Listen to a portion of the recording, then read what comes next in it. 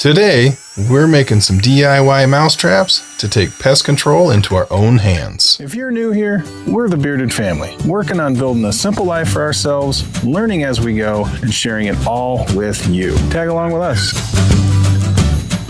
Welcome back to the Bearded Family YouTube channel, and today we're building DIY mousetrap. DIY. We've got a couple different styles we're going to do. Whoa.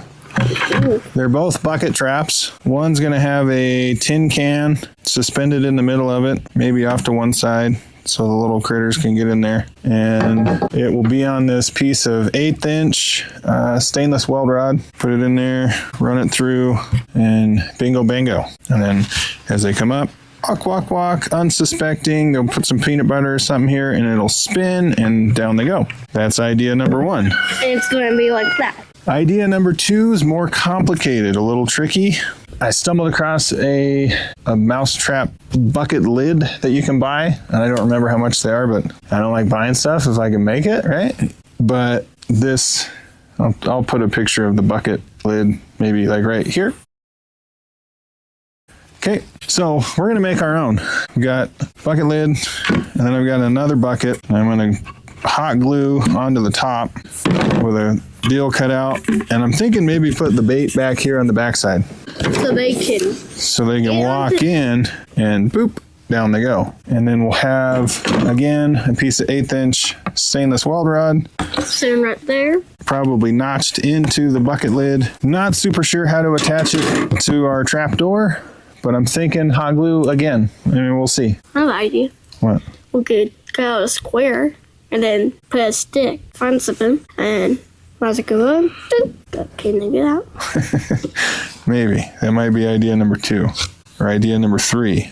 So, let's get started. Let's do it.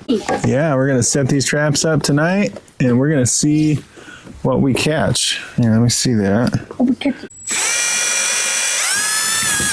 We punched the 1/8 inch hole here. Now I'm going to use our weld rod as kind of a straight line. And now I'm just eyeballing that the bucket's split in half in line with this guy. And I'm going to come over and put a hole or a mark there. Somewhere in that range. Looking over, I can see we're not too far below that rib. So we'll put that hole to match. Hey son, will you go in the house and see if your mom can grab the side cutters? Okay, well, we're waiting on that. Are you okay? Yeah. It's the second time he's fallen today. Poor kid. I'm gonna cut this bucket.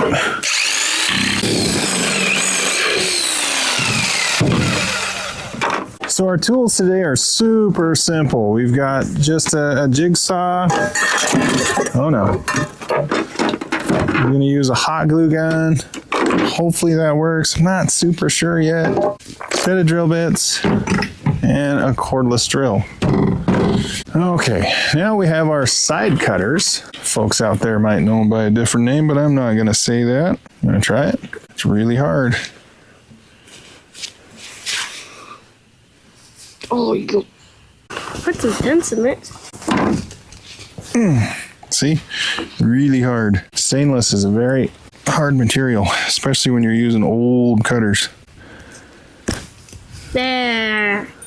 Say what you will about my cutters, but I've had them for a very long time. Like, probably a very long time, since he was Probably like 20 years. Yeah. No, more like when I was 18 or 20, not 30. 30 wasn't that many years ago. Little smart butt. The tricky part's going to be lining up the holes on each end. Hey. There it is. Yeah. Nailed it. It just took us like 5 minutes. Yeah, it was not very pleasant to the ear holes, was it? So that's the idea behind this trap. Your little, Roddy the rodent comes walking up here, walks out, and down he goes, right? Could maybe even get away with another one over here. We'll see how this goes. But I am going to cut it. as difficult as this is to cut, I am going to cut this. Now, normally I would not have used 1/8 inch stainless. It's just what I had. So, there it goes. That hurt. Pinched my finger. So basically that trap is done. That trap's completed. That was actually quite easy. That was quite easy. You're right. Oh, it's chilly. I don't like the chili. It's only like 22 degrees, 25 maybe at the very most. Gosh dang it. I need a workbench.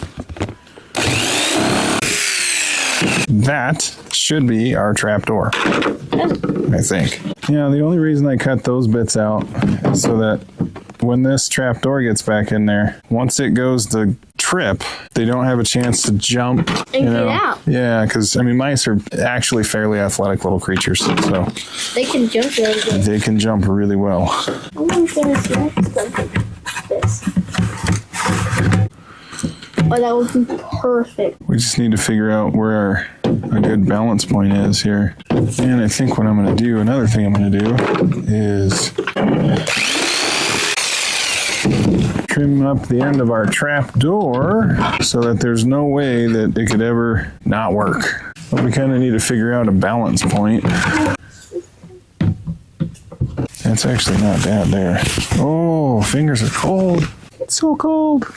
So obviously, the further to the trap door end that you have your pivot, the more weight, the more force it's going to take. The further back you have it, the less force that it's going to take. I think that's pretty good. So now what I'm going to do is lay this out. Okay. That line roughly is where our pivot is going to sit.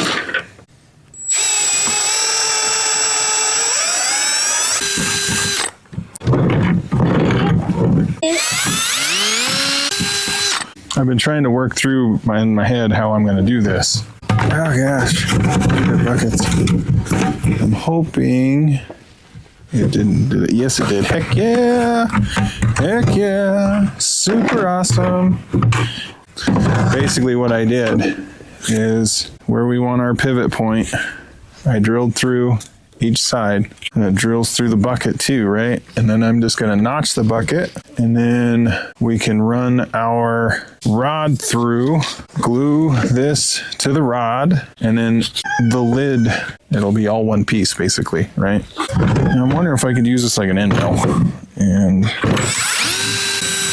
just like that. That was quite a bit more work than I really wanted, so we're not going to do that. Way better. Way better.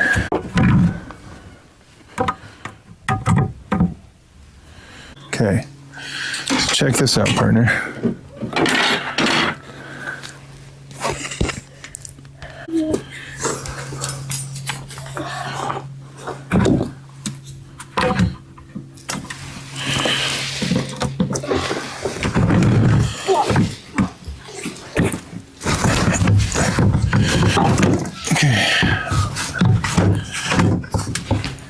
Everything lined up, everything's happy.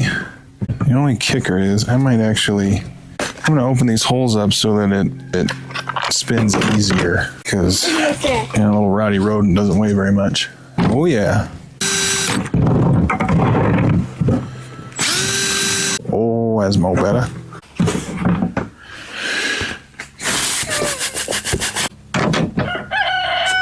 I think that'll work. It'll work. It'll be fine. It'll work. If it don't, then we'll go back to the drawing board.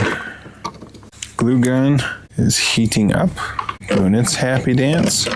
I'm trying to figure out how the glue gun works. I think it's still working on heating up. Why is this not working? Oh, there's some glue. Now we're getting somewhere. There it goes. Oh, just leaving. See if this works. Might work better than I thought. We'll give it a good test here.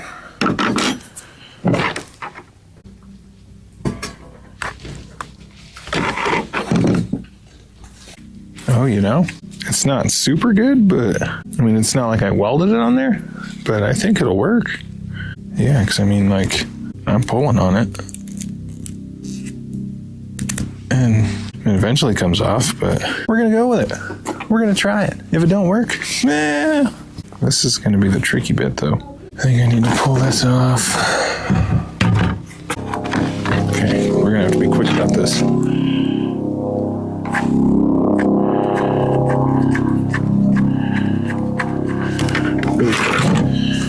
Really quick.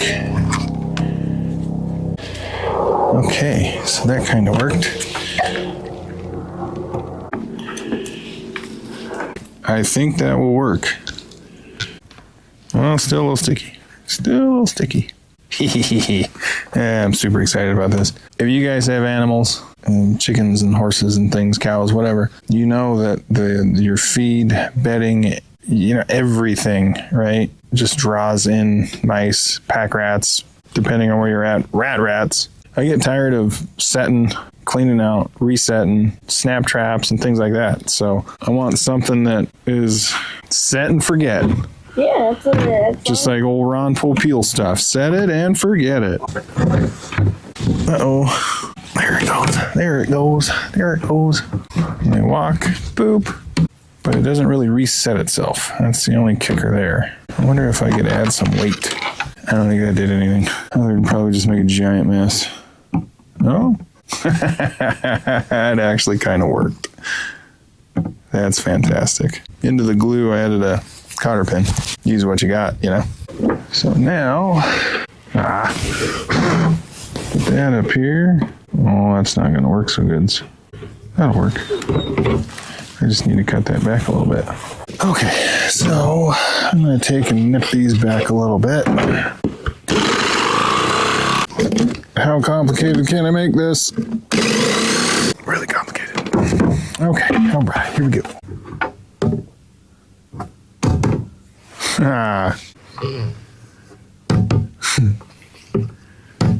I think that'll work. I do. So now I'm just going to use some peanut butter. Put a little smears on there. Maybe all the way around so it kind of attracts no matter where it's at. Maybe a little bit right there. I don't know. Does it look like I know what I'm doing? No. Okay, so that trap is golden. So you can see it takes very little pressure for this to spin. We'll see how this goes. Maybe I'll get another can and I'll put it here, right? Maybe a spacer or something in between. So no matter what, it'll work. Now this little guy doesn't take much weight to push that down. And then this, I think what I'm gonna do is actually put the bait on that. Peanut butter. So now, I'm a mouse, peanut butter, and then down you go. Now, figure out where the best place to put these is. It's not gonna get ransacked by chickens. I've been seeing a lot of rodent activity around here by the barns. Okay, so there's that. And I'm gonna see about this as a little ramp. Oh, still spins, still fantastic. Trap 1 is set. I'm really curious how these two traps compare. Right now, obviously just for the ease of making, the tin can trap is pretty stellar and it's top notch because 4 holes, a piece of wire, a tin can, and you're done. This one, I really like it. It is pretty trick. I don't know. Hopefully it works. My wife asked why the notch in the yellow bucket's so tall. I don't know. It's just what I made. Well, that's why. Because if the notch wasn't that big, the trapdoor wouldn't work. Duh. Totally had it planned out. That'll work. I don't know how you're out here without a jacket on, man. I'm freezing me. It'll go up there. That's it. Yeah. Pretty sweet, huh? Yeah. One more floor. I know. It looks super, super cool. Did you put food in there? I put peanut butter in there. Look in there.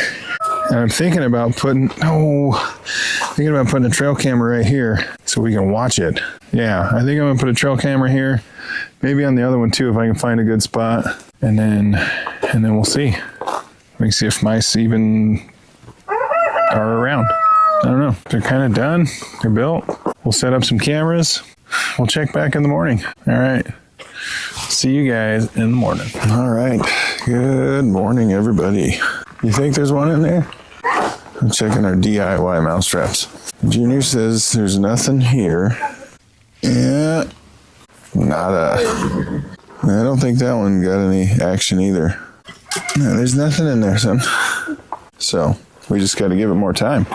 I was super smart and super on top of it and forgot to put out the trail cameras yesterday. So yeah, we don't have any footage. We don't know if a mouse even came up to it. Well, okay, we'll just keep waiting. Okay, next time. Well, all right. So it's actually been right at a week since we put these traps in place. So we built them and put them out. I ended up moving one of them from its original location. The tin can trap right there. We did move it because I thought, well, maybe it just wasn't seeing enough mouse action.